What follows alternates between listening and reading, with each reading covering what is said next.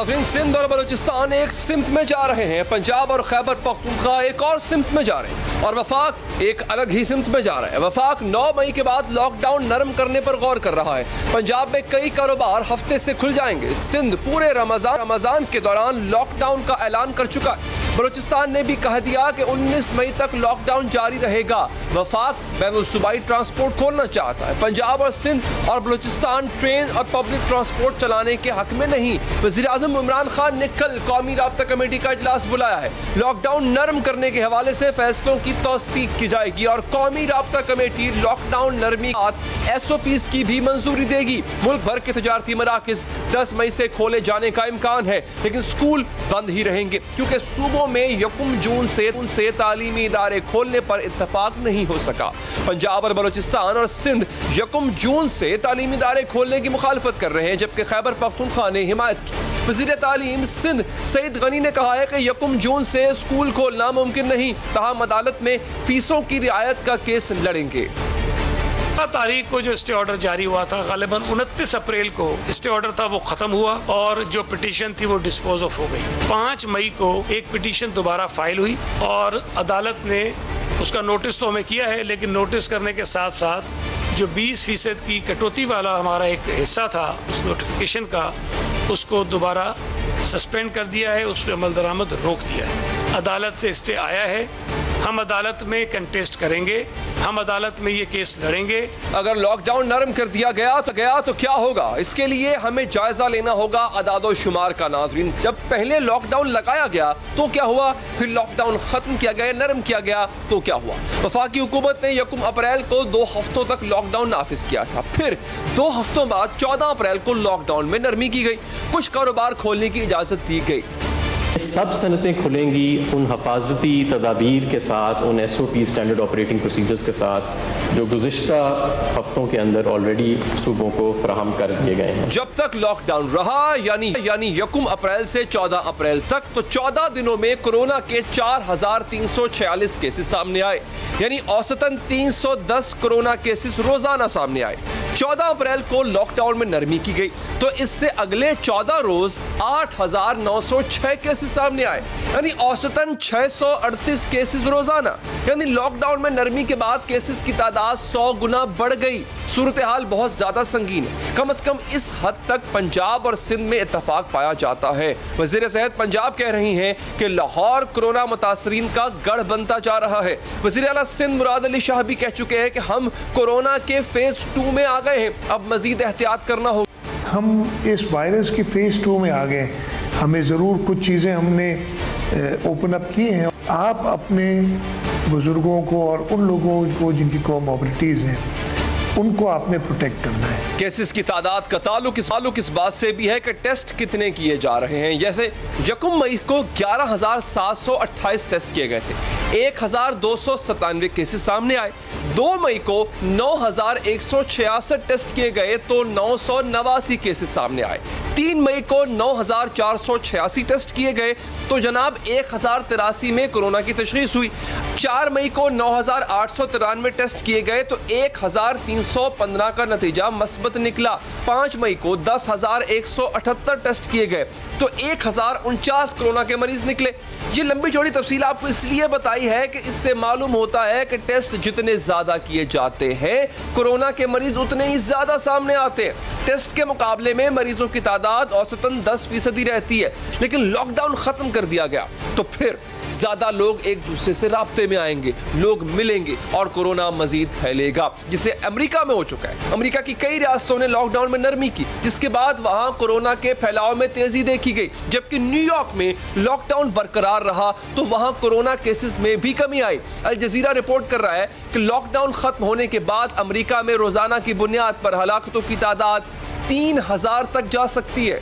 Lockdown खत्म करने के साथ वहाँ सहूलियात भी बढ़ाना पड़ती है ताकि इजाफी मरीजों की देखभाल की जा सके। यहाँ तो तिब्बी अमले के पास सहूलियात मिलने का शिकायत मिल रही है, उनके पास कुछ नहीं। 509 मेडिकल प्रोफेशनल्स कोरोना का शिकार हो चुके हैं, जिनमें 263 डॉक्टर्स शामिल हैं। कराची के डॉक्टर फुरकान को वेंटिलेटर तक न मिल सका और वो जान की बाजी हार गए। पिम्स की डॉक्टर कोरोना अलामात के बावजूद मरीजों का इलाज करती रही। टेस्ट पॉजिटिव आने के बाद इन्हें एक छोटे कमरे में आइसोलेट किया गया, जहाँ वॉशरूम तक नहीं नहीं था। इन्हें भी अपनी शिकायत हुकाम तक पहुंचाने के लिए सोशल मीडिया का सहारा लेना। आज रोजनामा दी न्यूज की खबर है कि कराची के 7 अस्पतालों में कोरोना के इलाज की सहूलत है। इन 7 अस्पतालों में कल कुल मिलाकर 76 वेंटिलेटर्स हैं। तो हमारे यहाँ भी जब लॉकडाउन में नरमी के बाद केसेस बढ़ेंगे तो क्या इनसे निपटने के लिए क्या वसाइल हैं, इस पर बात करेंगे। हमारे साथ मौजूद है सिंध से जनाब वहाब साहब, हमें ज्वाइन किया है खैबर पख्तूनख्वा से शौकत यूसुफजई साहब ने, और बलूचिस्तान से हमारे साथ मौजूद है जनाब लियाकत शाहवानी साहब। आप तीनों का बहुत बहुत शुक्रिया। कोशिश करेंगे पंजाब की नुमाइंदगी भी हमारे शो में हो, अगर पंजाब से कोई नुमाइंदे हमारे पास आ सकें तो। मुर्तजा वहाब साहब, सर मुझे ये बताइएगा कि अब वफाक शायद फैसला कर दे, वफाक की तरफ से इशारे ऐसे मिल रहे हैं कि शायद फैसला हो जाए 9 मई के बाद लॉकडाउन में नरमी का। आप किस नगर पे चलेंगे सर, आपका फैसला क्या होगा सिंध हुकूमत का? बिस्मिल्लाहिर्रहमानिर्रहीम। अली, मैं आपकी राय से इतना मुत्तफिक नहीं हूं, और मैं इसलिए ये कहता हूं कि आज सुबह जो NCOC की मीटिंग हुई थी उसके अंदर जो प्रपोजल फेडरल गवर्नमेंट की जानिब से आया है उसके अंदर तमाम सेगमेंट्स ऑफ सोसाइटी को, इकोनॉमी को खोलने की कोई राय नहीं आई है। दूसरी जो बात ट्रांसपोर्ट के हवाले से, ट्रेन के हवाले से, एयर ट्रैफिक के हवाले से वफाकी हुकूमत का प्रपोजल था, उसके ऊपर चारों सूबाई हुकूमतों ने गालिबन अपने रिजर्वेशन शो किए, और परहैप्स ऐसा लगता है कि फेडरल गवर्नमेंट जो है वो प्रोविंशियल गवर्नमेंट्स की बात से भी अब मुत्तफिक नजर आती है। तीसरी चीज जो मैं भी टीवी के थ्रू देख रहा था, यास्मीन राशिद साहिबा का जो स्टेटमेंट लाहौर के हवाले से चल रहा था, मैं समझता हूँ ये भी इस बात को शो करता है कि परहैप्स अब पाकिस्तान तहरीक इंसाफ भी लॉकडाउन की हामी होती हुई नजर आ रही है, और उसको मजीद इन्फोर्स करने में, उसको इम्प्लीमेंट करने में जो हमारा शुरू से मौक़िफ़ था, मैं समझता हूँ उसकी हिमायत टू सम एक्सटेंट मुझे होते हुए नज़र आ रही है। आज सुबह की जो NCOC की मीटिंग थी उसमें ना सिर्फ सिंध हुकूमत ने बल्कि बलूचिस्तान हुकूमत ने भी बहुत ही ज़्यादा पुरजोर तरीके से लॉकडाउन के हवाले से बात की। तर्जुमान बलूचिस्तान हुकूमत मौजूद है, आप इससे उनसे फर्दर इसकी कंफर्मेशन ले सकते हैं। लेकिन चीफ सेक्रेटरी बलूचिस्तान ने बड़े भरपूर अंदाज से लॉकडाउन को सपोर्ट किया और उसको इन्फोर्स किया कि लॉकडाउन को इम्प्लीमेंट करने की ज़रूरत है। ठीक है मुर्तजा साहब, देखिए जहां तक पंजाब का ताल्लुक है, मैं खुद इस वक्त लाहौर से शो कर रहा हूं, पंजाब के नुमाइंदे नहीं आ सके, कुछ उनकी कोई मसरूफियात थी। लेकिन सर एक बात तो मैं हल्फन कह सकता हूं कि वर्चुअली ऐलान भले ना किया गया हो, लेकिन लाहौर और पंजाब के दीगर शहरों के हद तक लॉकडाउन नाम की कोई चीज है नहीं। ऐलान किया जाता होगा, लेकिन अगर ऑन द ग्राउंड देखा जाए सर तो इंप्लीमेंट कहीं नहीं हो रहा, एनफोर्स कहीं नहीं हो रहा, लॉकडाउन है नहीं। एक बात सर, एक सवाल जो मैंने बाकी अपने दोनों मेहमानों से भी करना है, मुझसे भाई आप जरा पहले बता दें स्कूल्स के बारे में क्या फैसला हो रहा है सर? स्कूल्स के बारे में अभी खोलने का फैसला है अगले माह तक, या उसको भी मौखर किया जाएगा? मैं पहले जो आपने कमेंट पंजाब हुकूमत के हवाले से किया है वो आपकी ऑब्जर्वेशन है, और ये ऑब्जर्वेशन हम आए दिन मीडिया पर देखते हैं, बट ये शो करता है कि जो हुकूमत लॉकडाउन का ऐलान कर रही है वो कितनी अहमियत दे रही है उस ऐलान को। और मैं समझता हूँ यही उस चीज़ का फुकदान है कि शहरी कंफ्यूज क्यों नजर आता है। जब शहरी देखता है कि हुकूमत दिलचस्पी नहीं ले रही लॉकडाउन को इन्फोर्स करने में, तो मैं क्यों वो चीज़ करूं। तो मैं समझता हूँ ये थोड़ी सी इंट्रोस्पेक्शन की ज़रूरत है, थोड़ा सा पंजाब गवर्नमेंट को या बाकी हुकूमतों को ये चीज़ देखने की ज़रूरत है कि जो ऐलान कर रहे हैं कम से कम उसको इन्फोर्स कराने के लिए अगर अपना किरदार अदा करेंगे तो शहरी भी थोड़ा सा कन्विंस्ड फील करेगा कि हाँ मुझे अपना किरदार अदा करना है इस लॉकडाउन को इन्फोर्स करने में और हुकूमत का साथ देना है। लेकिन अगर हुकूमत खुद सरेंडर कर देगी ऐलान करने के बाद, तो मैं समझता हूँ ये जो मुतजाद बयानियां है इस लॉकडाउन की जो ओवरऑल हिकमत अमली है वो मुतासर होती है। स्कूलों के हवाले से आज सुबह एक इजलास हुआ था, उसमें फेडरल मिनिस्टर भी थे, चारों सूबों की नुमाइंदे मौजूद थे। फैसला ये किया गया फॉर द टाइम बीइंग कि स्कूल 1 जून से अभी फिलहाल नहीं खुल रहे। इस तरह कोई फैसला स्कूलों को खोलने के हवाले से नहीं किया गया है। चलें, बिल्कुल ठीक है। शौकत यूसुफजई साहब, सर आपकी गवर्नमेंट किस इरादे से आगे चल रही है? 9 मई के बाद की सूरत हाल में अगर वफाक में कोई तब्दीली आती है, जैसे मुर्तजा साहब ने कहा कि उम्मीद तो नहीं है ऐसा हो, सूबे चूंकि मुखालफत कर रहे हैं किसी भी तरह के लॉकडाउन के ईज की, तो आपके सूबे की क्या टेक है सर इस हवाले से? बिस्मिल्लाहिर्रहमानिर्रहीम। देखिए, अगर इंटर प्रोविंशियल जो ट्रांसपोर्ट का इशू है उस हद तक तो हम भी उसकी मुखालफत कर रहे हैं। हम नहीं चाहते कि ये ट्रांसपोर्ट खुले इस वक्त, और क्योंकि ये सूरत हाल इस तरह नहीं हो सकती जिस तरह के आप खुलेआम इधर से उधर लोगों को आने जाने का मौका दें। जहाँ तक लॉकडाउन का ताल्लुक है, लॉकडाउन यहाँ है हमारा सख्त है। रोज़ाना यानी जो ग्रॉसरी की दुकानें भी हैं वो भी 4 बजे बंद हो जाती हैं। लेकिन एक ईद आ रही है, एक जो ताजर बरादरी है, जो आम आदमी है, वो भी काफ़ी परेशान है।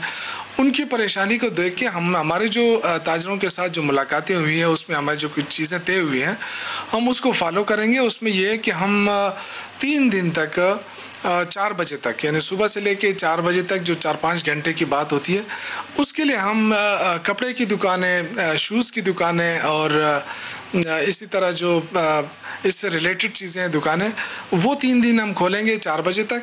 इसी तरह फिर जब वो बंद हो जाएंगे 3 दिन, उसके बाद फिर 3 दिन दूसरी दुकानें।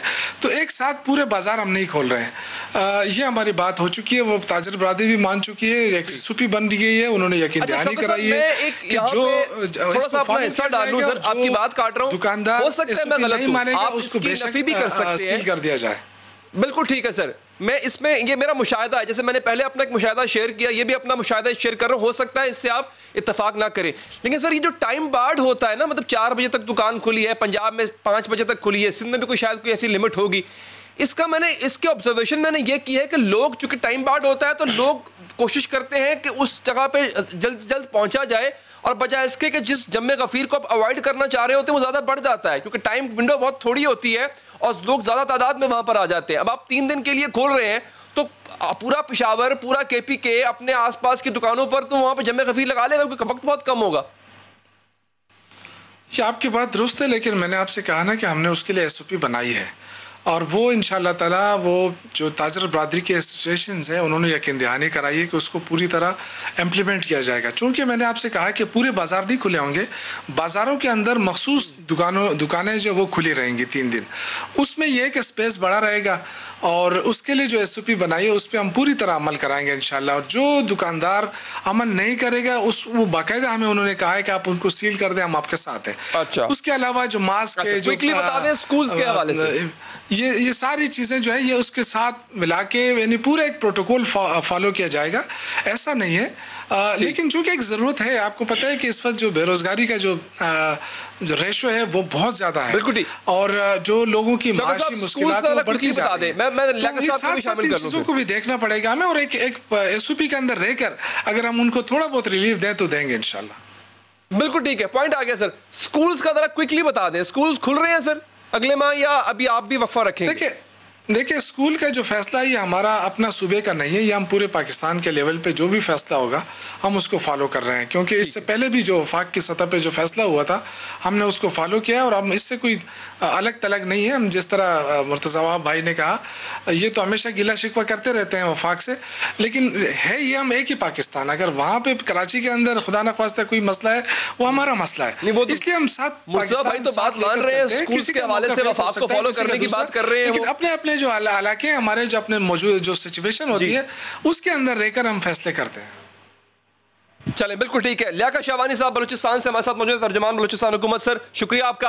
लियाकत साहब, अब आपके यहाँ भी ताजर्स का प्रेशर था कि दुकानें खोलने दी जाएं, अब चूंकि ईद करीब आ रही है तो प्रेशर बढ़ेगा, शायद आम आवाम का भी प्रेशर हो कि हमने खरीदारी करनी है ईद के लिए सब कुछ। तो सर आपने 9 मई के बाद की क्या स्ट्रेटजी बनाई है? अली अदर भाई, हेल्थ केयर के मामलात का कोई भी फैसला अगर कोई करता है वो हेल्थ केयर के एक्सपर्ट से पूछेगा, जो डॉक्टर्स हैं, वो ताजिर नहीं है। ताजिर से अभी हम किसी भी सूरत हाल में, इससे अबतर भी सूरत हाल में हम पूछें, वो अपने कारोबारी मुनाफे को देखते हुए यही सजेस्ट करेंगे कि लॉकडाउन को ख़त्म किया जाए। पहले भी हमारे अंजुमन ताजिरान के जितने भी नुमाइंदगान हैं, बलूचिस्तान गवर्नमेंट के साथ मीटिंग हमारी होती रही, एंगेज होते रहे। लास्ट टाइम 5 सेक्टर जब हमने खोले, उसमें से 1-2 सेक्टर हमने उनकी तजावीज़ पे खोले थे, जिसमें खजूर की उन्होंने काफ़ी ख़रीदारी की थी। उनका मुतालबा था कि खजूर की दुकानों को खोला जाए, और हमने वो खोल दिया।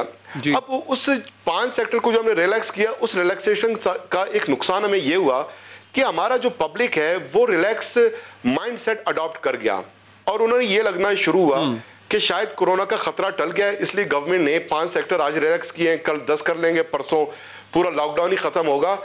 और आप यकीन जानिए उस रिलैक्सेशन से कबल 80% हमारे लोग जो है SOPs फॉलो करना शुरू हो गए थे। अब थर्ड टाइम हमने कल जो परसों रात ये जो लॉकडाउन का एक्सटेंशन है इसका हम फैसला किया हमने 19 मई तक। अब भी हम अपने ताजिर बरादरी से एक ही गुजारिश कर रहे हैं कि जिंदगी रही, सेहत रही तो कारोबार भी चलता रहेगा, दुनियादारी भी चलती रहेगी। हम उनको ये बता रहे हैं कि अगर आज बाजार वीरान हो जाते हैं और बाजार की वीरानी के साथ हॉस्पिटल वीरान हो जाते हैं तो ये कोई घाटे का सौदा नहीं है। अगर बाजार आबाद हो जाते हैं और बाजार की आबादी की वजह से हॉस्पिटल में मरीजों की आबादी की वजह से जो बर्बादी सामने आएगी वो हम सबका मुश्तरका बर्बादी होगा। कल ना उसको फिर ताजिर कंट्रोल कर सकेंगे ना हम कंट्रोल कर सकेंगे। बलूचिस्तान में हमारे पास वसाइल कम है। कोरोना का जो लोकल ट्रांसमिशन है वो तेजी से बढ़ रहा है। परसों तक मैं डबल डिजिट रिपोर्ट्स करता था पॉजिटिव केसेस 25, 30, 60, 65। परसों रात से मैंने 3 डिजिट्स रिपोर्ट करना शुरू कर दिया। 103 कल 863 जो है रिपोर्ट्स मैंने मौसूल किए जिसमें से 174 पॉजिटिव थे जो तकरीबन 21% बनते हैं। आज 793 रिपोर्ट्स आए जिनमें 168 पॉजिटिव केसेस सामने आए जो बनते हैं 21%। यानी अगर 21-20% के तनासुब से हमारा लोकल ट्रांसमिशन बढ़ता रहा तो आप अंदाजा कर सकते हैं कि सूरत-ए-हाल का ये अंजामकार क्या हो सकती है। लिहाजा बिल्कुल ठीक। आपने वैसे शहवानी साहब बड़ी एक अच्छी बात की है और यकीन करें वो दिल को लगने वाली बात है कि अगर कुछ अरसे के लिए बाजार वीरान करने से अस्पताल भी वीरान होते हैं तो ये सौदा घाटे का सौदा नहीं है। अब तक की बेहतरीन बात है, यकीन कीजिए। मुर्जा साहब मैं आपकी तरफ आता हूं सर। एक चीज जिसकी तरफ अभी शहवानी साहब ने इशारा किया वो बड़ी इंपॉर्टेंट है सर कि लॉकडाउन जब अपने सख्ती के उरूज पे था तब भी केसेस बढ़ रहे थे और जब उसमें आहिस्ता आहिस्ता बतदरीज कमी लाई गई है, सिंध में भी एक हद तक हुआ है, पंजाब, बलूचिस्तान और खैबर पख्तूनख्वा में भी कुछ ना कुछ तो कमी आई है। सर हम ये देख रहे हैं कि ट्रिपल फोल्ड इजाफा हो रहा है। मतलब जहां बात सैकड़ों पे थी अब हजारों पे पहुंच गई। मतलब 1000 केसेस डेली के तौर पर आ रहे हैं। आपने सर एंटिसिपेट क्या किया हुआ है कि ईद के करीब जाके 9 मई के बाद कुछ ना कुछ तो रिलैक्स करना ही पड़ेगा, कुछ ना कुछ तो ताजरों की भी माननी पड़ेगी आपको जो कि आपके बिल्कुल बैठे हुए हैं, दरवाजे पे बैठे हुए हैं आके जनाब के हमें दुकान खोलने दो। तो सर फिर आपने प्लान किया हुआ है कि इसमें कितना इजाफा होगा और अगर होगा तो फिर आप उसको कैटल कैसे करेंगे? अली, जो लियाकत शहवानी साहब ने बात की है ये पहले दिन से यही मौक़िफ़ सिंध गवर्नमेंट का है और आज सुबह जब चीफ सेक्रेटरी बलूचिस्तान बात कर रहे थे मैंने आपको प्रोग्राम के इब्तिदा में बताया कि मैं तायद करूंगा लियाकत शहवानी साहब की कि ये बहुत ही इंपॉर्टेंट पॉइंट है। और देखिए जो इम्पोर्टेंट चीज़ इसकी तरफ हर कोई एक्सेप्ट कर रहा है कि जब से लॉकडाउन में नरमी का प्रोसेस पाकिस्तान भर में स्टार्ट हुआ तो नंबर्स में इजाफा हुआ। यानी कि लॉकडाउन करने का जो फैसला था वो दुरुस्त था, उसको इन्फोर्स करने का फैसला दुरुस्त था और इन हाइंडसाइड हम समझते हैं कि उसकी जो नरमी का फैसला वफाकी हुकूमत ने किया या वज़ीर आज़म पाकिस्तान ने जो ऐलान किया था उसके मुस्बित असरात हम सबको देखने में नहीं आए हैं। हमें समझने की ज़रूरत अली ये है कि दुनिया भर का जो स्टैब्लिश्ड हेल्थ केयर सिस्टम है, मतलब अमेरिका के हेल्थ केयर सिस्टम को आप सिंध के हेल्थ केयर सिस्टम से कंपेयर नहीं कर सकते हैं, बरतानिया के हेल्थ केयर सिस्टम को आप खैबर पख्तूनख्वा के हेल्थ केयर सिस्टम से नहीं कंपेयर कर सकते, चीन के हेल्थ केयर को बलूचिस्तान से और इटली स्पेन के हेल्थ केयर सिस्टम को पंजाब के साथ आप मवाजना नहीं कर सकते।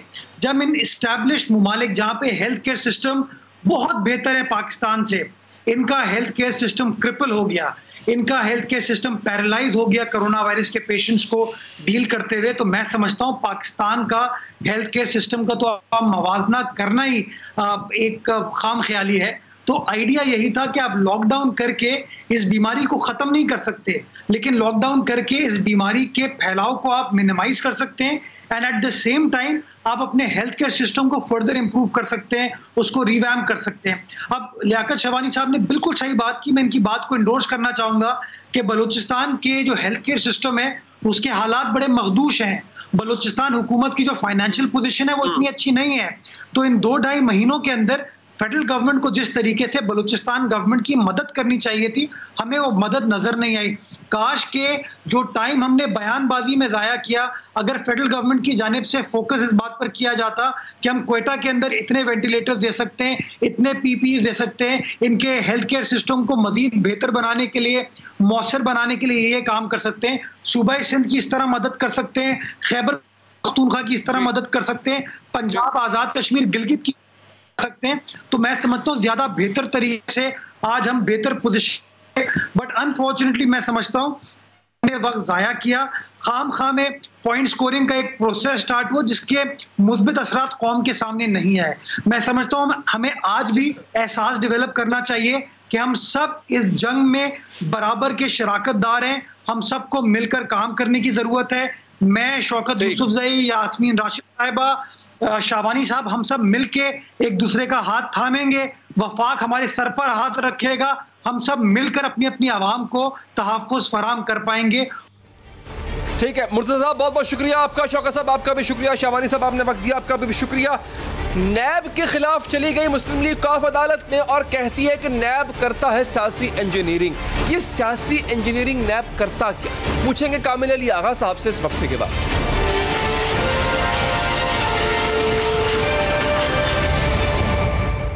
नाज़रीन, नैब के किरदार पर उंगलियां उठाई जा रही हैं। हुकूमत की अपनी सफ़ों से एहतसाब के इदारे के खिलाफ आवाज़ें उठ रही हैं। हुकूमत के अपने इत्तेहादी नैब के खिलाफ अदालत का दरवाज़ा खटखटा रहे हैं। मुस्लिम लीग कौफ ने नैब पर सियासी इंजीनियरिंग करने का इल्ज़ाम लगा दिया। आज हुकूमती इत्तेहादी जमात मुस्लिम लीग कौफ के चौधरी बरादरान ने लाहौर हाई कोर्ट में नैब के खिलाफ दरख्वास्त दायर कर दी है, जिसमें मौक़िफ़ इख्तियार किया गया है कि कौमी एहतसाब ब्यूरो सियासी इंजीनियरिंग करने वाला इदारा है। नैब के किरदार और तहकीकात के गलत अंदाज पर अदालतें फैसले भी दे चुकी हैं। चेयरमैन नैब को 19 साल पुरानी और बंद की जाने वाली इंक्वायरी दोबारा खोलने का इख्तियार नहीं है। उन्होंने हमारे खिलाफ 19 साल पुराने मामले की दोबारा तहकीकात का हुक्म दिया। चौधरी बरादरान ने अपनी दरख्वास्त में कहा कि नैब ने 19 साल पहले भी आमदन से जायद असासाजात की मुकम्मल तहकीकात की थी मगर नाकाम हुआ था। चौधरी बरादरान का कहना था कि हमारा सियासी खानदान है और हमें सियासी तौर पर इंतकाम का निशाना बनाया जाता रहा है। चौधरी बरादरान ने अदालत से इस्तदा की है कि नैब का 19 साल पुराने मामले को इंक्वायरी दोबारा खोलने का इकदाम गैर कानूनी करार दिया जाए। 3 दिन पहले नैब ने अपने इन इंक्वायरीज की रिपोर्ट जारी की थी जिन पर तहकीकात जारी हैं और इस 179 केसेस में से शरीफ बरादरान के साथ साथ चौधरी बरादरान के खिलाफ असासाजात केस की इंक्वायरी का भी जिक्र था। इस रिपोर्ट के बाद ये तासुर मिल रहा था कि नैब अपोजिशन के साथ साथ हुकूमती शख्सियात पर भी हाथ डालने का इरादा रखती है और पेश गोइयों के माहिर वजीर रेलवे शेख रशीद भी इस तासुर को तक़वियत दे चुके। रोज़ों के बाद नैब टार्जन बनने जा रही है। इस दफ़ा नैब जो है ईद के बाद 2 तरफा टार्जन बनेगी। नैब जिस पर इल्जामात लगते रहते हैं कि वो सिर्फ अपोजिशन को निशाना बनाती, क्या वो इस तासुर को ज़ायल करने में कामयाब हो सकेगी? क्योंकि इसके इख्तियारात में कमी के लिए तेजी से काम भी हो रहा है और अपोजिशन और हुकूमत में नैब कानून में तरमीम के लिए कई रोज से मुशावरत जारी और हुकूमत और नून लीग इस बातचीत को डील का तासुर भी दिया जा रहा है। 18वीं तरमीम नून लीग साथ देगी अगर नवाज शरीफ का केस ख़त्म हो जाए और मरियम का केस ख़त्म हो जाए और शहबाज शरीफ के केसेस ख़त्म हो जाएं और उनकी ख्वाहिश की तरमीमें आ जाएं तो 18वीं तरमीम में हमायत कर देगी। डील का तासुर तब दुरुस्त समझा जाता जब अकेली नून लीग नैब के खिलाफ होती, लेकिन यहाँ मामला सिर्फ अपोजिशन का ही नहीं, नैब को लेकर हुकूमती सफ़ों में भी है। चीनी जो है वो एक बेचैनी पाई जाती, जिस नैब को एहतसाब की जंग में हुकूमत का साथी समझा जाता था, इसकी कारकर्दगी को अपनी कारकर्दगी बताया जाता था। आज पीटीआई के वही वजीर इसी नैब की कारकर्दगी पर सवालात उठा रहे हैं। अचानक ही नैब के खिलाफ नहीं हुई है बल्कि इसकी कार्रवाइयों की वजह से हुकूमत को बहुत अरसे से मुश्किलात का सामना था। वज़ीर आज़म इमरान खान खुद भी नैब की कार्रवाइयों से तंग थे और इसीलिए गुज़िश्ता बरस नैब तरमीमी ऑर्डिनेंस भी लाया गया था जिसमें नैब के इख्तियारात को महदूद किया गया।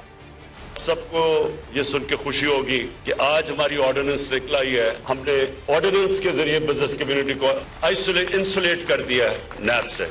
मेरे कई दोस्त भी बैठे हुए जिनको काफी खुशी होगी सुन के, क्योंकि उनके ऊपर भी नैब के केसेस चल रहे थे और अब हुकूमती इत्तेहादी भी आने वाले खतरे की बू महसूस कर रहे हैं। हालांकि इसके अलावा भी नैब में चौधरी बरादरान के खिलाफ इंक्वायरी चलती रही है।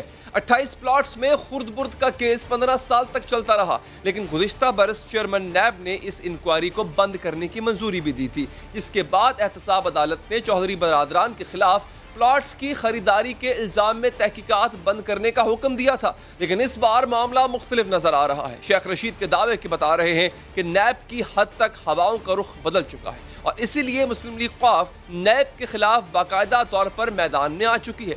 हम बात करेंगे इसी हवाले से। मौजूद है मुस्लिम लीग क़ाफ के सीनियर रहनुमा जनाब कामिल अली आगा साहब। आगा साहब शुक्रिया सर। मुझे सबसे पहले सर ये बताएं, नैब जो कर रही है अच्छा कर रही है बुरा कर रही है क्या अलग बहस है। आपने कहा नैब सियासी इंजीनियरिंग कर रही है, ये जरा सियासी इंजीनियरिंग की तशरीह कीजिएगा। कोई सियासी फैसला करवाने पर मजबूर कर रही है या कोई आर्म ट्विस्टिंग की जा रही है कि जिसकी बिना पे आपसे सियासी फैसला करवाने को, सियासी इंजीनियरिंग आपसे मुराद है क्या? देखें अली हैदर, ये वाली बात तो अब मैं नहीं और मेरी पटिशन नहीं, बल्कि दुनिया के जो जिनको बैनुल अक़वामी ह्यूमन राइट्स के अदारे कहा जाता है वो भी, और कौमी सतह पे जो ह्यूमन राइट्स के अदारे हैं वो भी ये बात बड़े वसूख के साथ कहते हैं कि नैब एक ऐसा अदारा बन चुका है जो पॉलिटिकल इंजीनियरिंग करता है।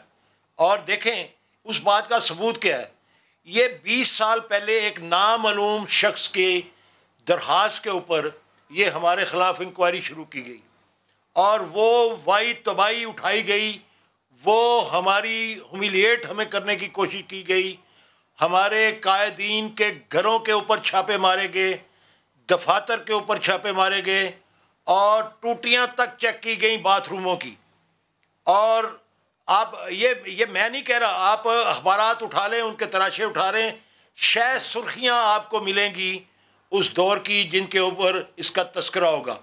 लेकिन अल्हम्दुलिल्लाह हमारे हाथ साफ थे, हमने उसको फेस किया और हमारी तजलील होने के बजाय आवाम के अंदर भी हमें इज्जत मिली कि हमने कोई नाजायज काम नहीं किया। इसको आप उसके बाद बार बार इसको आप उसी दरख्वास्त कह सकते हैं, इसको आप इन्वेस्टिगेशन कह सकते हैं, इसको सियासी इंजीनियरिंग किस तरह कहेंगे? नामालूम वजूहात की बुनियाद पर, नामालूम कुव्वतों के इशारे के ऊपर हमारे खिलाफ बार बार उसी दरख्वास्त को जिंदा किया गया और कंक्लूड यही हुआ कि तफ्तीशी अफसरान ने ये लिख कर दिया कि चौधरियों के असासे सारे जायज़ हैं, कोई ऐसा असासा नहीं है जो जिसके ऊपर शुबा किया जा सके।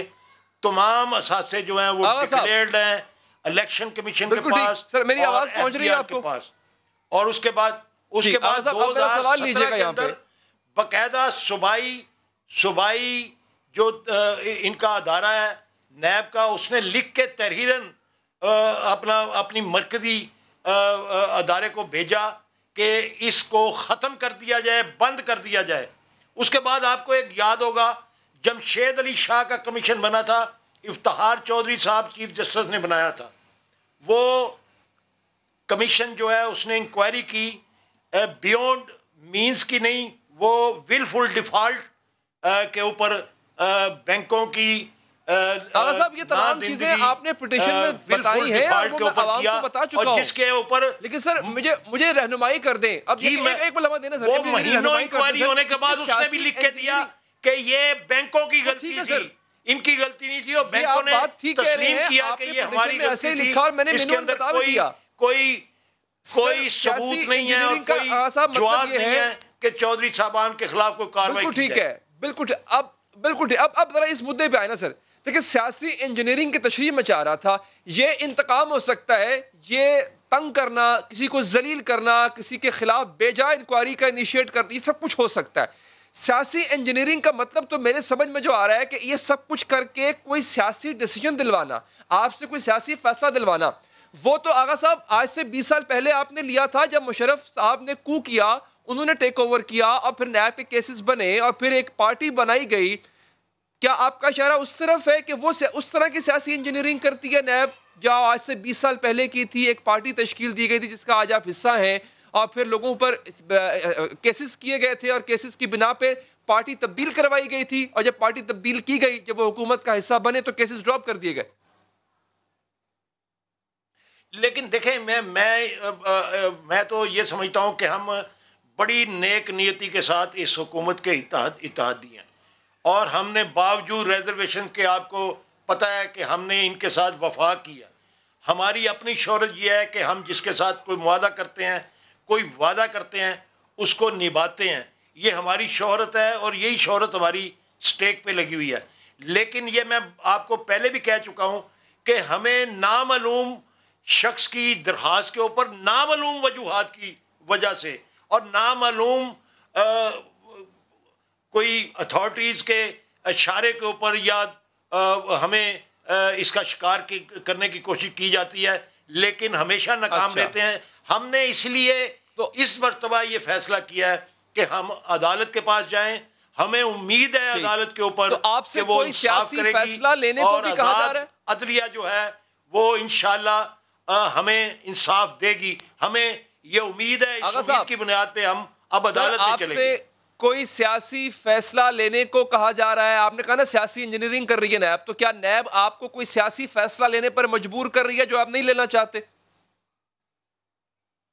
देखें, तासर तो कई किस्म का कायम होता है और कई लोग तो ये कहते हैं कि क्योंकि अवाम के अंदर ये बात आम है, ज़बान ज़दे आम है कि चौधरी परवेज़ लाई को चीफ मिनिस्टर पंजाब बना दिया जाए कि उनके मसाइल का हल होगा और पंजाब का सूबा जो एक बड़ा सूबा है उसको संभालने की और अवामी फलाह के मंसूबे बनाने की शोहरत जो है वो चूँकि चौधरी परवेज़ लाई की है, तो लोग ये तासर ले रहे हैं, यानी चौधरी परवेज़ लाई को वज़ीर आला पंजाब बनने से रोकने के लिए ऐसा किया जा रहा है। हालांकि चौधरी परवेज़ लाई तो बार बार कह चुके हैं कि मैं वज़ीर आला पंजाब का उम्मीदवार नहीं हूँ, मैं स्पीकर पंजाब असम्बली के तौर पे जो मुझे मनसब दिया हुआ है वो निभाने की कोशिश कर रहा हूँ। और आपने देखा कि कितनी दयानतदारी के साथ अल्हम्दुलिल्लाह चौधरी परवेज़ लाई साहब पाकिस्तान के अंदर चारों सूबाई असम्बलियों से बेहतर लेजिस्लेशन कर रहे हैं और बेहतर सूरत में उसको चला रहे हैं। वो एक मजबूत उम्मीदवार के तौर पे सामने आ सकते हैं, इसलिए उनको रोकने के लिए ऐसा किया जा रहा है। Is that what you mean sir? Clearly बताइएगा। नहीं, मैं तो ये बात मैं इस बात के ऊपर नहीं जाता, लेकिन तासर तो कायम होता है ना जी। ये तासर कायम हो जाता है तो लोगों की जुबान तो रोकी नहीं जा सकती। मैं तो कतई तौर पे इस बात को नहीं तस्लीम करता कि ये हुकूमत जितनी नेक नीति के साथ हम इस हुकूमत के साथ चल रहे हैं उसके नतीजे में हमारे ऊपर ये हुकूमत, लेकिन बहरहाल हुकूमत को इस बात का नोटिस लेना चाहिए कि ये सब कुछ क्यों है, जबकि हमारे खिलाफ है कुछ नहीं, कोई सबूत नहीं, कोई सबूत फराहम नहीं किया जा सका। हर मरतबा इस इंक्वायरी को बंद करने की जो है वो अपना सिफारिश सामने आती है अदारे की तरफ से और सूबाई अदारे की तरफ से, लेकिन उसके बावजूद फिर इसको जिंदा रखा जाता है। तो क्यों रखा जाता है, ये एक बहुत बड़ा सवाल है जिसको अल्टीमेटली सॉर्ट आउट होना है। और हम अब जब अदालत के पास गए हैं तो इस उम्मीद के साथ गए हैं कि हमारे साथ इंसाफ होगा। अगर डॉट्स मिलाए जाएं, और आपने भी इस पे बात सोचा होगा, गौर फिक्र किया होगा कि अलीम खान साहब भी एक ज़माने में वज़ारत आला के मजबूत उम्मीदवार के तौर पे सामने आए, उनके खिलाफ भी नैब मुतहर्रिक हो गई थी और कुछ अर्सा उनको अंदर रहना पड़ा। अब आपने कहा कि लोग ये चाहते हैं कि चौधरी साहब भी वो भी वज़ीर आला के तौर पे सामने आए और वो अच्छे उम्मीदवार हो सकते हैं, माजी उनका इस बात पे गवाह है, तो इसलिए वजह से उनके साथ भी ऐसा हो रहा है। मैं आपको माजी की अलीम खान की एग्जाम्पल इसलिए दे रहा हूँ क्योंकि माजी में ऐसा हो चुका है। आपको ये लगता है कि वही रिवायत दोहराई जाएगी? अली हैदर, आप कहने में हक बजाना हुआ है, ये बिल्कुल दुरुस्त है कि आपने जो बात की है, ये लोग आम आदमी ये तासर लेता है। आपका तासर भी ऐसा बनना जो है वो। आगा साहब, वक्त का मैं बहुत बहुत शुक्रिया, आपके वक्त का। नैब के किरदार पर आगा साहब बात कर रहे थे, मुस्लिम लीग काफ का अपना एक मौक़िफ़ है। तो नाज़रीन, क्या एहतसाब का इदारा जोड़ तोड़ के लिए वाकई इस्तेमाल होता रहा? क्या नैब को वाकई हुकूमतें गिराने और हुकूमतें बनाने के लिए इस्तेमाल किया जाता रहा है? क्या अवामी ताकत की बजाय नैब की ताकत से इलेक्शन बनते और बिगड़ते रहे हैं? आज ये सारे सवाल एक बार फिर उठ रहे हैं क्योंकि आज नैब को फिर सियासी इंजीनियरिंग करने का इल्ज़ाम के सामना है, और ये इल्ज़ाम लगाया भी उस पार्टी ने है जिसको खुद नैब का मरहून मिन्नत कहा जाता रहा। हुकूमत की इत्तेहादी और मुशर्रफ दौर की हुक्मरान पार्टी मुस्लिम लीग काफ ने लाहौर हाई कोर्ट में अपनी दरख्वास्त में नैब पर सियासी इंजीनियरिंग करने का इल्ज़ाम लगाया, लेकिन नैब के किरदार पर उंगली उठाने वाली जमात की अपनी साख खुद एक सवालिया निशान है। क्योंकि जब 1999 में जनरल परवेज़ मुशर्रफ ने जमहूरी हुकूमत के गिराकर इक़्तिदार पर कब्जा किया और इक़्तिदार को तूल देने के लिए कोई भी जमात उनका साथ देने को तैयार न थी, तब उसी नैब को इस्तेमाल करके मुस्लिम लीग नून और दीगर पार्टियों को तोड़कर एक किंग्स पार्टी बनाई गई और इस पार्टी का नाम था मुस्लिम लीग क़ौफ। लेकिन क़ौफ लीग बनाने के बाद भी हुकूमत बनाने के नंबर्स पूरे न हुए तो एक बार फिर नैब की छड़ी घुमाई गई और पीपल्स पार्टी के कुछ अरकान पैट्रियट ग्रुप की शक्ल जनरल मुशर्रफ के साथ मिल गए। परवेज मुशर्रफ और नैब के इस इकदाम पर आज भी कड़ी तनकीद जाती है। नैब केसेस की मदद से सियासतदानों की वफादारियां बदलने का इल्जाम सिर्फ मुस्लिम लीग नवाज ही नहीं लगा रही, बल्कि इसका एतराफ उन रहनुमाओं ने भी किया जो खुद नैब की सियासी इंजीनियरिंग का निशाना बन चुके। पीपल्स पार्टी से टूटकर परवेज मुशर्रफ से मिलने वाले ग्रुप पीपल्स पार्टी पैट्रियट के रहनुमा फैसल सोले हयात ने अपने खिलाफ बनाए जाने वाले नैब के झूठे केस की तस्दीक, खुर्रम दस्तगीर के इल्जाम और फैसल सोले हयात की तस्दीक से बढ़कर एक और एतराफ है और वो है परवेज मुशर्रफ के दौर के चेयरमैन नैब लेफ्टिनेंट जनरल रिटायर्ड शाहिद अजीज का, जिन्होंने खुद एतराफ किया कि उनसे कहा जाता था कि फुला केस खोल दें और फुला ना खोले क्योंकि उससे हुकूमत के इस्तेहकाम पड़ेगा। नैब की सियासी इंजीनियरिंग की कहानी सिर्फ मुशर्रफ दौर तक ही महदूद नहीं रही, बल्कि गुज़िश्ता 3 सालों से एक बार फिर नैब पर सियासी जोड़ तोड़ के इल्जामात लग रहे हैं। क़ौफ लीग की हुकूमत के बाद पीपल्स पार्टी के 5 साल और फिर नून लीग के इब्तदाई 3 साल तक यानी तकरीबन 8 साल तक नैब गुमनामी की चादर ओढ़े रही। लेकिन फिर नून लीग के आखिरी 2 सालों में नैब ने ऐसे जलवे दिखाए कि पहले तो मुस्लिम लीग नून के कायद नवाज शरीफ को सजा हुई, फिर इलेक्शन से पहले नून लीग के उम्मीदवार एक एक करके पार्टी छोड़कर जाने लगे और मुस्लिम लीग नून इस सारी सूरत हाल की जिम्मेदार नैब को ठहराती रही। नैब जो है, नैब सिर्फ और सिर्फ मुस्लिम लीग नून को दीवार से लगाने के लिए नैब की कार्रवाई उतरी, हमारी पेशियाँ उतरी मुस्लिम लीगियों की और बाकी जो पार्टियां हैं हमारी पेशियाँ और वो केक पेस्ट्रियाँ खा रहे हैं। यही नहीं, नैब एक्टिविज्म की इंतहा तब हुई जब नैब ने नून लीग के एक रहनुमा को पार्टी टिकट मिलने के अगले ही दिन गिरफ्तार कर लिया था। रावलपिंडी के लीगी रहनुमा राजा कमरुल इस्लाम को इलेक्शन वाला दिन भी नैब की गिरफ्तारी में गुजारना पड़ा और पार्टी कायद नवाज शरीफ समेत दीगर क़यादत नैब के इस रवैये पर बेबसी से तनकीद करती रह गई। इलेक्शन से पहले धांधली का जो एक सिलसिला शुरू किया गया है, ये उसकी एक बाकायदा दलील है, बाकायदा सबूत है। और इससे बड़ा सबूत क्या चाहिए कि जिस शख्स को खुद नैब ने कुछ दिन पहले कहा था कि ये बेकसूर आदमी है, क्लीन चिट दी गई है, उसको आज जबकि टिकट दिया गया अगले दिन उसको पकड़ लिया गया। अगर नैब को इतनी उजलत थी तो इलेक्शन से पहले क्यों गिरफ्तार नहीं किया या 25 जुलाई तक इंतजार क्यों नहीं किया? क्या कोई मुकदमा था? हमने तो कभी नहीं सुना। ये वो अमल है जो इलेक्शन का मुतनाज़ा बना रहे हैं। और पीटीआई हुकूमत बनने के बाद भी नून लीग को नैब के शिकंजे का सामना रहा। शहबाज शरीफ, शाहिद खान अब्बासी, एहसन इकबाल समेत नून लीग के कई रहनुमा एक एक करके नैब की हिरासत में जाते रहे और नून लीग के रहनुमा नैब की उन कार्रवाइयों पर हुकूमत और नैब का गठजोड़ का लगाते रहे। एहसन इकबाल साहब के साथ बड़ी ज्यादती हुई है, उनके साथ जो ज्यादती हुई है, ये नैब न्याजी गठजोड़ का एक बदतरीन जुल्म और ज्यादती की मिसाल है। ये नैब न्याजी गठजोड़ का एक शाहकार आपके सामने आज पेश हुआ। नैब और न्याजी का गठजोड़ है। नैब पार्टी बन चुका है, आप लोगों को पकड़ के अंदर कर देते हैं और निकलता कुछ नहीं है। नैब की जद में नहीं है मुस्लिम लीग और पीपल्स पार्टी, इमरान खान की जद में है और नैब को इस्तेमाल किया जा रहा है। इमरान खान साहब ने दबाव रखा, उस दबाव के नतीजे में नैब जो है, नैब ने बहुत से मुकदमा कायम किए और नैब का और इमरान खान साहब का गठजोड़ जो है वो किसी से छुपा हुआ नहीं है। नाज़रीन, यहाँ पर एक वक्फा लेंगे, वक्फे के बाद आपको बताएंगे कि नैब को भी इस्तेमाल किया हो गई। लेकिन अमेरिका और चीन आपस में एक ऐसी मुठभेड़ में पड़ चुके हैं कि इस मुठभेड़ का नुकसान पूरी दुनिया का हो सकता है। लेकिन इसकी वजह क्या है? क्या सदर डोनाल्ड ट्रंप अब अपने इलेक्शन को जीतने के लिए चीन दुश्मनी का इस्तेमाल करेंगे? इस वक्फे के बाद बात करेंगे।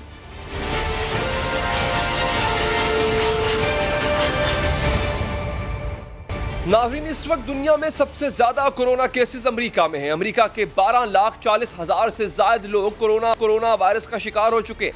72,000 से ज्यादा हलाक हो चुके। इतने ज्यादा केसेस की वजह से अमेरिका के सदर परेशान है, लेकिन उनकी परेशानी की एक और वजह भी है कि कोरोना ने ट्रंप की इंतखाबी मुहिम को भी मुतासिर कर दिया। अमेरिका में नवंबर को आम इंतखाबात होने जा रहे हैं। अपनी इंतखाबी मुहिम में ट्रंप की अपने हक में ये एक मजबूत दलील हो सकती थी कि उन्होंने मुल्क की मईशत बहुत अच्छी कर दी, लेकिन कोरोना लॉकडाउन की वजह से मुल्क की मईशत भी बिगड़ चुकी है। 2 करोड़ 60 लाख अमरीकी बेरोजगार हो चुके हैं। इसका मतलब है कि हर 6 में से 1 अमरीकी का रोजगार छिन चुका है। यही वजह है कि ट्रंप जल्द अज जल्द लॉकडाउन खोलना चाहते हैं ताकि मईशत भी बेहतर हो सके और वो अपनी इंतखाबी मुहिम भी चला। जब कोरोना फैल रहा था उस वक्त अमरीकी सदर ने बर वक्त इकदाम नहीं किए। जब उनसे सवाल किया जाता तो वो यही जवाब देते कि कोरोना का फैलाव बहुत कम है और सूरत हाल हमारे काबू में है। सूरत हाल काबू से बाहर होती गई। अमेरिका में कोरोना केसेस बढ़ते गए, हलाकतें भी बढ़ी। ट्रंप को इलेक्शन में अपनी कामयाबी खतरे में नजर आने लगी। तब ट्रंप ने जो एक है ब्लेम गेम उसका आगाज किया। खुद अमेरिकी सदर ने और उनके ओहदेदारों ने कहना शुरू कर दिया कि चीन ने सूरत हाल को खराब किया है। कि सदर चीन को कोरोना वायरस के बारे में मालूमात छुपाने का जिम्मेदार भी करार दे चुके हैं। कहते रहे हैं कि चीन को इसके नताइज भुगतना होंगे। साथ अमेरिकी सदर ने एक और काम शुरू किया। वो बार बार कोरोना वायरस को चाइनीज वायरस करार देने लगे। अमेरिकी वजीर खारजा माइक पॉम्पियो इसे वुहान वायरस कहते पुकारे गए। साथ ही अमेरिका की जानिब से यह दावा भी किया गया कि कोरोना वायरस चीन की लेबोरेटरी में तैयार किया गया। अमेरिकी वजीर खारजा माइक पॉम्पियो ने भी यही कहा। उनके पास ठोस शवाहिद मौजूद है कि कोरोना वायरस चीनी शहर वुहान की लेबोरेटरी में तैयार किया गया। वेबसाइट है पॉलिटिको, उसने भी एक संगीन रिपोर्ट जारी की है। इस रिपोर्ट में कहा गया है कि चीन को मालूम था कोरोना वायरस कितना हलाकत खेज है, इसके बावजूद ये मालूमात छुपाई गई। इसका मकसद ये था कि चीन अपने पास सामान करना चाहता था। के साथ ही हमारे प्रोग्राम का वक्त यहाँ पर खत्म हुआ चाहता है। दीजिए इजाजत, अल्लाह निगहबान।